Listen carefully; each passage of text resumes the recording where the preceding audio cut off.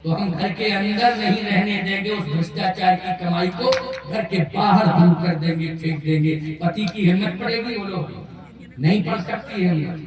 सूर्योदय के पहले ही देश से भ्रष्टाचार चला जाएगा अगर नारी संकल्प ले। लेकिन इन्हें तो बहुत अच्छा लगता है। पहले मोटरसाइकिल थी, अब तो फॉर्च्यूनर आ गई, बहुत ही जल्दी आ गई, बहुत जल्दी आ गई। नहीं, जीवन वो होना चाहिए कि मरने के बाद भी लोग मुझे याद करें। इसका मतलब है कीर्ति अमर होती है, शरीर किसी का अमर नहीं होता है। शरीर तो नाशवान है, जाएगा ही जाएगा। नैनम छिद्यन्ति शस्त्राणि नैनम दहति पावका। आत्मा अमर है, मरती नहीं है, लेकिन शरीर मरता है।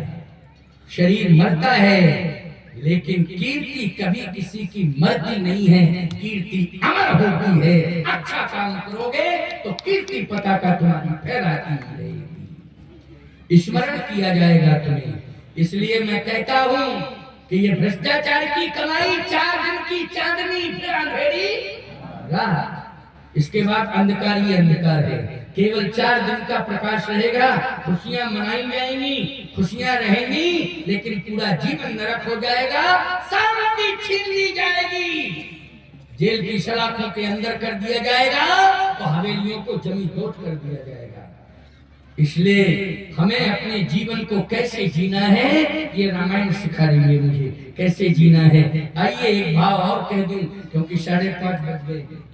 बात हुई थी ना 5:30 तक की, चलो 10 मिनट की बात और सुना दें आपको, क्योंकि आपको संतोष मिलेगा। चारों भाइयों को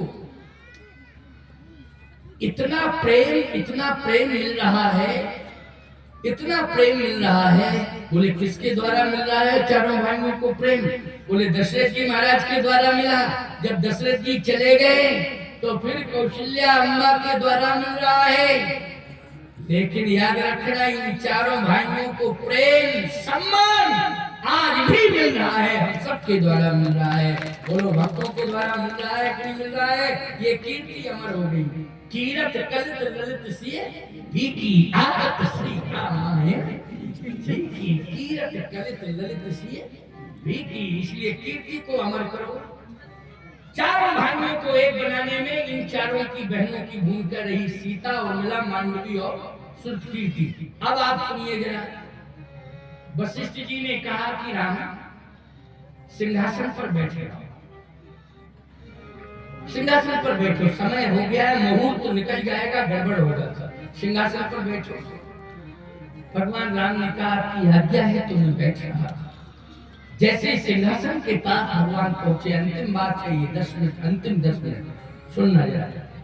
सिंहासन के पास जैसे प्रभु राम पहुंचे तो वशिष्ठ जी महाराज ने सिंहासन से कहा कि सिंहासन देखो, श्री राम आ गए, और श्री राम आ गए हैं, तुम्हें सम्मानित करेंगे श्री राम।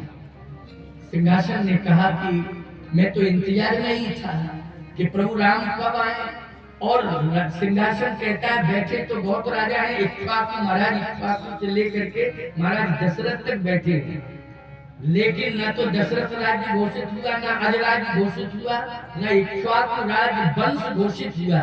लेकिन राज्य अगर घोषित होगा तो राम राज्य होगा, क्योंकि राम बैठेंगे राम राज्य, दशरथ राज्य नहीं। सब क्या चाहते हैं? राम राज्य। इसलिए मैं तो आशा ही कर रहा हूँ, स्वागत है।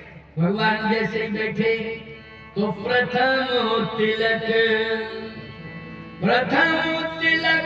वशिष्ठ मुनि कीन्हा,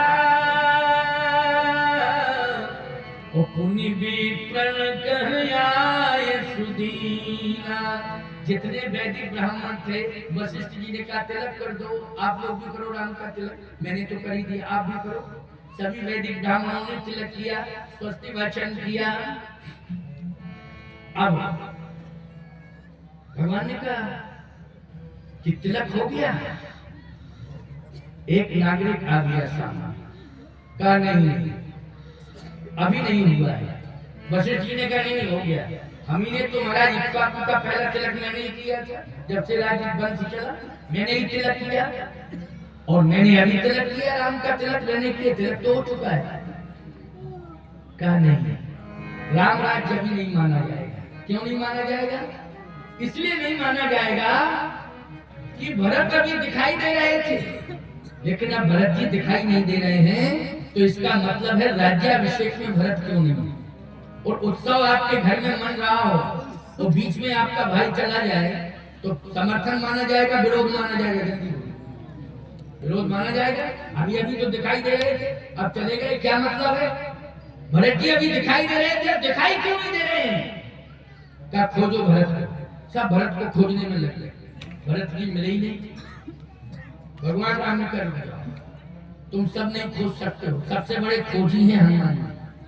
इधर तुमने सीता को खोजा, संजीवनी बूटी खोजी, भरत को खोजो।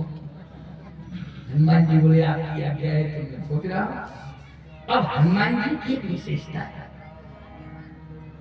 जहां पर जो वस्तु है हनुमान जी उसी दिशा में जाते हैं। पहले से पता रहता हूं, समझ गए हो? हनुमान जी को फालतू समय नहीं नष्ट होने देते, फालतू समय नष्ट नहीं होने देते। एक आदमी की पत्नी